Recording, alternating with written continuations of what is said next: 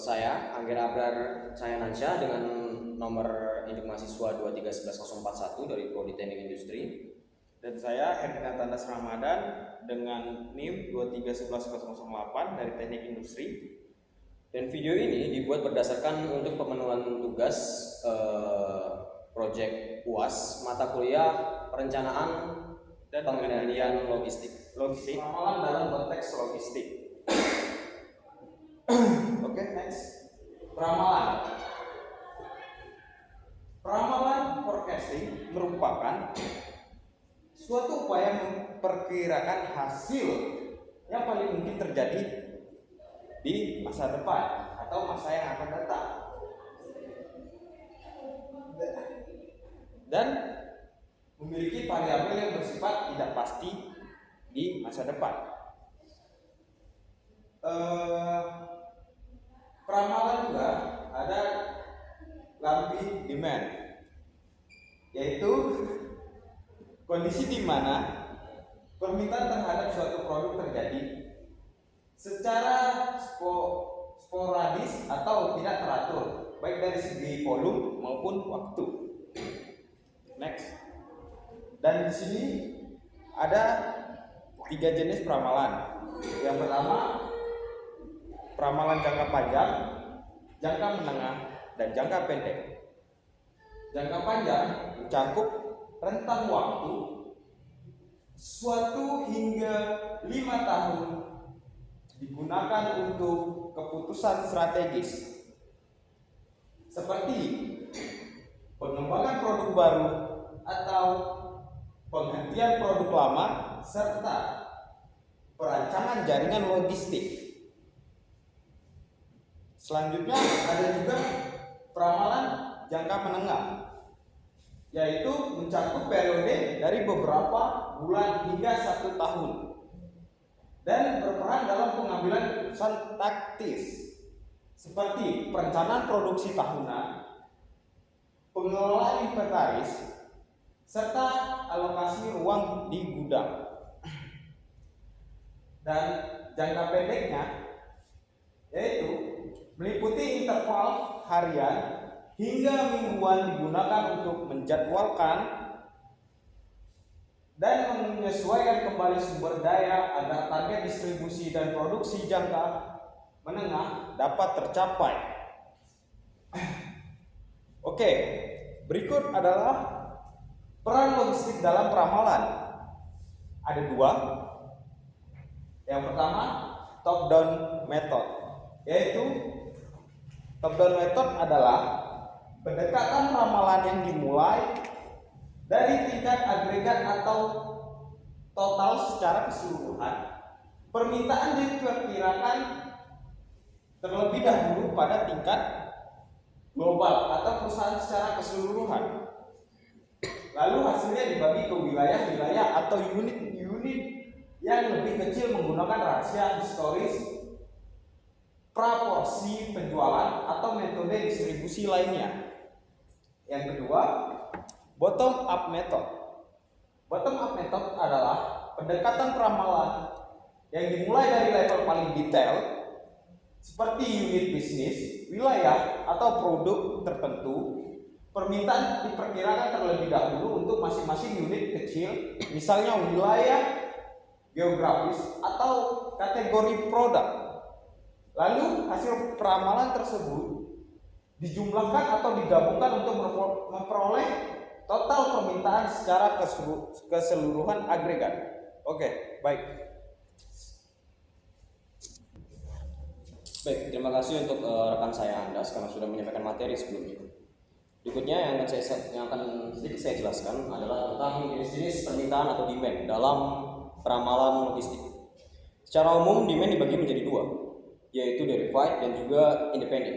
Dan jika ditarik garis lurusnya, kesimpulannya untuk verified demand itu adalah permintaan yang muncul karena kebutuhan terhadap barang lain.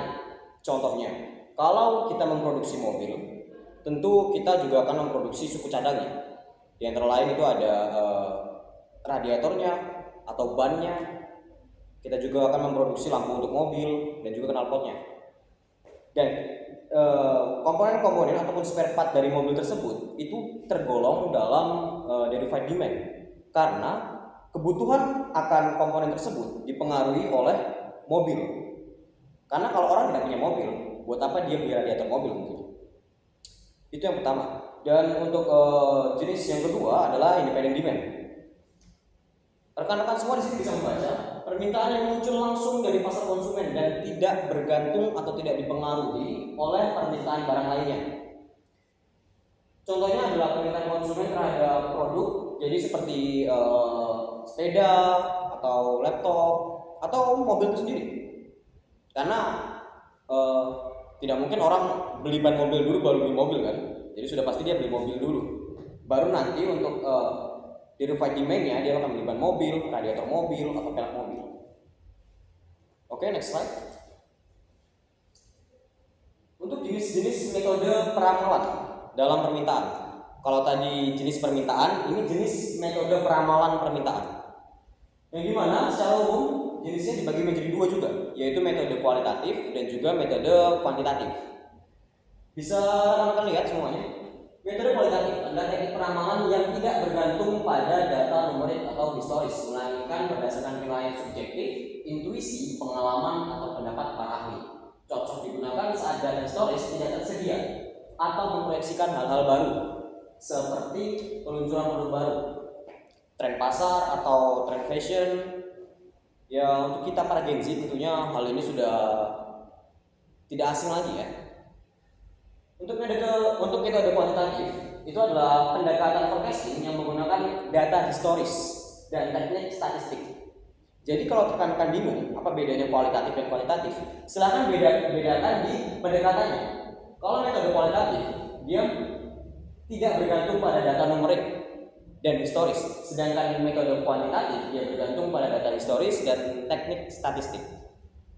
Untuk contoh dari metode kuantitatif itu bisa diibaratkan seperti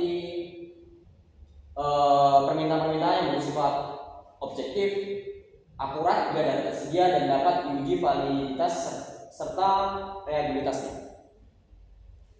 Next slide please. Oke, ini adalah jenis metode peramalan permintaan part 2. Yang dimana untuk metode kualitatif sendiri dia dibagi lagi menjadi 3 jenis secara umum. Dan untuk metode kuantitatif dibagi menjadi 2 jenis. Yang dimana metode kualitatif dibagi menjadi 3 antara lain Delphi method, market research, dan sales force assessment. Untuk metode kuantitatif dibagi menjadi 2 ya, casual method dan time series exploration. Keduanya sama-sama metode dari kualitatif dan kuantitatif. Untuk Delphi method, konsensus dari para ahli melalui diskusi bertahap. Market research ialah survei kepada konsumen mengenai rencana pembelian untuk jangka kedepannya. Jadi contohnya biasanya kan ada sales ataupun bagian ataupun divisi marketing dari sebuah perusahaan yang akan menanyakan kepada customernya kira-kira barang seperti apa sih yang ingin customer beli. Contoh, sales parfum. Biasanya sales parfum akan menanyakan dulu, kira-kira pemuda ataupun pembelinya itu lebih suka jenis parfum yang berbau seperti apa? Entah itu aquatic, flora atau juga mungkin bisa fruity seperti buah-buahan. Oke, next slide please. Tanpa kita sadari, kita sudah berada di penghujung presentasi. Jadi itu saja presentasi dari kami, yaitu saya, Anggira Percayanansa, dan juga Herdinata Ramadan. Terima kasih sudah menyaksikan dan Jangan lupa like, comment, and subscribe. tidak, jangan lupa dikritik.